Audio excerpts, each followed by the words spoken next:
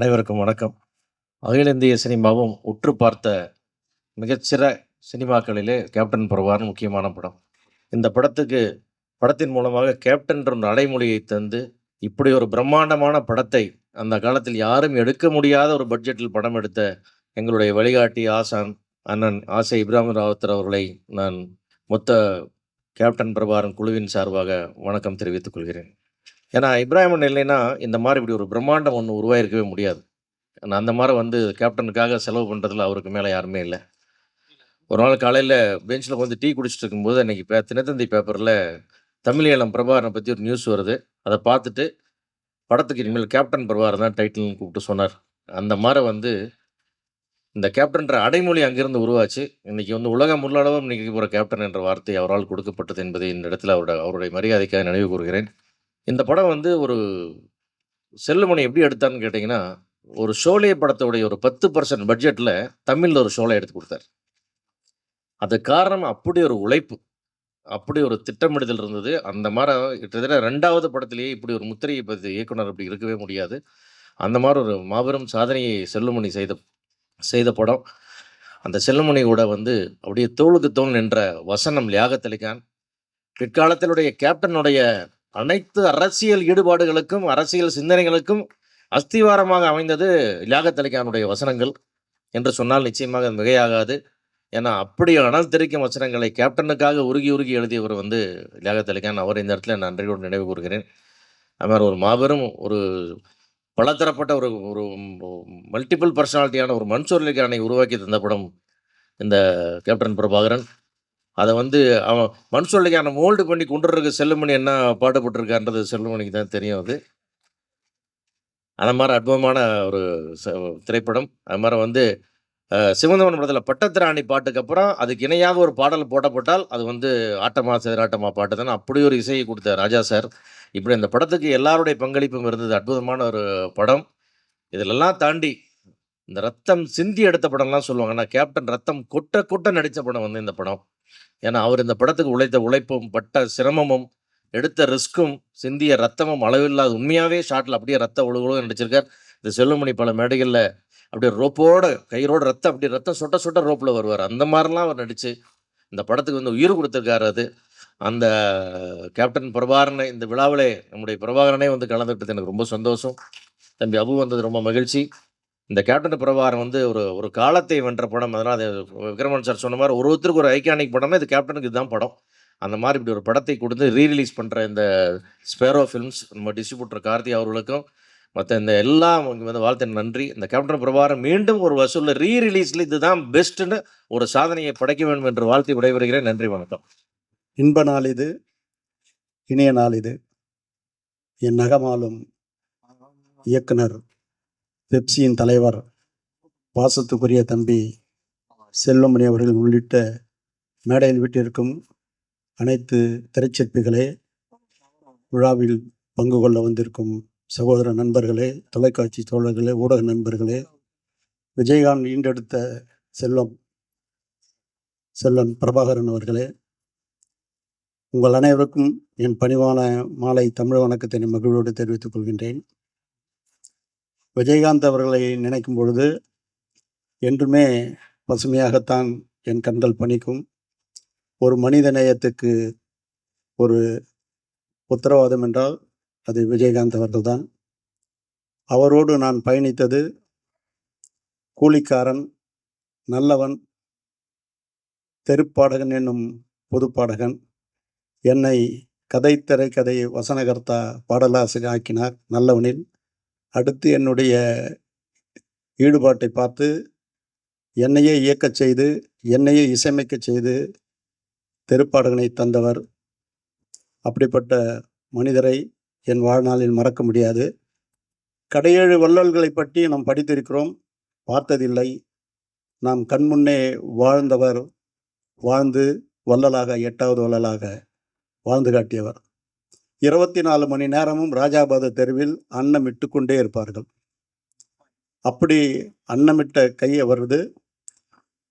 அவருடைய காலம் திரையுலகின் பொற்காலம். செல்லுமணி அவர்களை நினைக்கும் பொழுது 2 படங்கள் தான் புலன் விசாரணையும் கேப்டன் பிரபாகரனும் ஒரு மைல்ஸ்டோன்.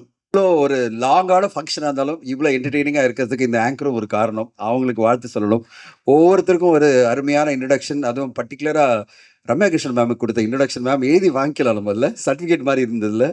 அத்தனை ஹீரோஸ்க்கு நீங்கள் ஹீரோயினாக நடிச்சிருக்கீங்க அப்படின்னு அவங்க அவ்வளோ ரிசர்ச் பண்ணி உங்களை பற்றி எழுதியிருக்காங்க. நீங்கள் வரல மேடம். உண்மையிலேயே உங்கள் 2 சாங்கும் போட்டாங்க. எல்லாரும் பார்த்து அசந்துட்டோம். இந்த படத்துலேருந்து இந்த 2 பாடல் காட்சி பார்த்தே எல்லாரும் வந்து இந்த படத்தை கண்டிப்பாக திரையரங்கில் பார்க்கணும்னு டிசைட் பண்ணியாச்சு. அவ்வளோ யூத்ஃபுல்லாக அவ்வளோ அருமையாக நீங்கள் டான்ஸ் பண்ணி கலக்கியிருந்தீங்க. அந்த மாதிரி ஒரு கலக்கல் டான்ஸு ஆட்டமா தேரோட்டமாக்கு முன்னாடி அந்த சாங்கும் சரி. செல்லுமணி சார், இந்த வருஷம் வந்து மிக முக்கியமான வருஷம் இந்தியன் சினிமாவில். இந்தியன் சினிமாவே கொண்டாடும் ஷோலே படத்தினுடைய 50வது வருடம் ரீரிலீஸ் ஆகுது இந்த 2025. தமிழ் சினிமாவுடைய ஷோலேவா எல்லோரும் கொண்டாடுற இந்த கேப்டன் பிரபாகரன் படம் வந்து இப்போ திருப்பி இங்கே ரிலீஸ் ஆகிறது வந்து மிக சிறப்பாக நான் பார்க்குறேன். ஏன்னா நம்ம காலங்காலமாக நம்ம கண்டிப்பாக தமிழ் சினிமாவில் ஒரு ஷோலே மாதிரி ஒரு படம் அப்படின்னா அது வந்து கண்டிப்பாக நம்ம கேப்டன் பிரபாகரன் படத்தை சொல்லுவோம்.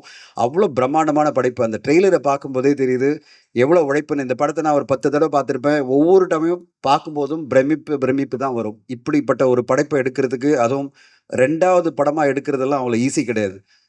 மிகப்பெரிய சிக்கல் என்னன்னா, இவ்வளோ பெரிய உச்சத்தில் ஒரு படத்தை எடுத்த பிறகு அடுத்து ஒரு படத்தை பீட் பண்ணுறதே கஷ்டம் உங்களுக்கு. அதுதான் சிக்கலில் போய் மாட்டுச்சு உங்களை. இந்த படத்துடைய மாபெரும் வெற்றி தான் உங்களோட சிக்கல். அந்த ரமேஷ் சிப்பிக்கும் அதே பிரச்சனை தான் வந்தது. ரமேஷ் சிப்பி அவர்களுக்கு வந்து ஷோலே படத்த பிறகு அவர் இன்னொரு உச்சத்தை கொடுக்கவே முடியல. ரொம்ப ஸ்ட்ரகிள் பண்ணார். உங்களுக்கும் அதே ஸ்ட்ரகிள் தான் வந்துடுச்சு. அந்த ஸ்ட்ரகிளில் தான் நீங்கள் வந்து அடுத்தடுத்து என்னென்ன பண்ணலாம், ஏன்னா இவ்வளோ பெரிய உச்சம் அடைஞ்சிட்டுமே நம்ம என்ன பண்ணுறது தெரியாமல் தான் நீங்கள் ஒரு சிக்கலில் போய் மாட்டிட்டீங்கன்னு நினைக்கிறேன். உங்களை மிகப்பெரிய சிக்கலில் விட்ட ஒரு மாபெரும் வெற்றி படம் தான் கேப்டன் பிரபாகரன். எப்படி ரமேஷ் சிப்பி அவர்களுக்கு ஷோலே படத்துக்கு பிறகு பெரிய பெரிய படங்கள் எவ்வளோ ட்ரை பண்ணாலும் அமையலையோ, அந்த மாதிரி நீங்களும் வந்து ஒரு உச்சத்தில் போய் உட்காந்துட்டீங்க.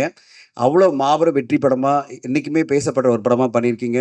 அந்த படத்தினுடைய வில்லனாக இருக்கிற நம்முடைய மன்சூர் அலிகான் சாரை வாழ்த்தணும். இன்றைக்கும் அதே லுக்கில் இருக்கார். எப்படி சார் அது? அதே யூத்ஃபுல்லாக மெயின்டைன் பண்ணுங்க. மேடத்தை மட்டும் மெயின்டைன் பண்ணுறாங்கன்னு சொல்கிறாங்க, நீங்களும் அதே மாதிரி மெயின்டைன் பண்ணுறீங்களே, அதுதான் ரொம்ப ஆச்சரியம். அதாவது எக்ஸ்ட்ரா உடம்பெல்லாம் போடாமல், ரொம்ப குண்டாலாம் ஆகாமல் அப்படி நிற்கிறீங்க பாருங்கள். அது நடுவில் ஈஸ்வரன் இதெல்லாம் வேஷம்லாம் போட்டு டான்ஸ் ஆடுறீங்க, ரீல்ஸ் போடுறீங்க, அப்புறம் என்னென்னமோ பண்ணுறீங்க. எப்படியெல்லாம் பண்ணுறீங்க நீங்கள்? என்ன அட்டுவடியமெல்லாம் பண்ணுவீங்களோ தெரியல.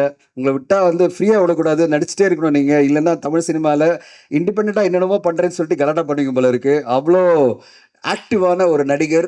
இந்த படத்தில் அந்த வில்லத்தனம் மன்சூர் அலிகான் சாரை பாராட்டணும். நம்மளுக்கு எப்படி இந்தியன் சினிமாவில் ஷோலே படம் மூலமாக அம்ஜத் கானை ஒரு மாபெரும் வில்லனாக இந்தியன் சினிமாவே கொண்டாடிச்சோ, அதே மாதிரி இன்னைக்கு வரையும் நம்ம வந்து கொண்டாடிட்டு இருக்கிற ஒரு மாபெரும் நடிகர் தான் மன்சூர் அலிகான் சார். அவருக்கு நம்ம எல்லாம் வாழ்த்து சொல்லணும்.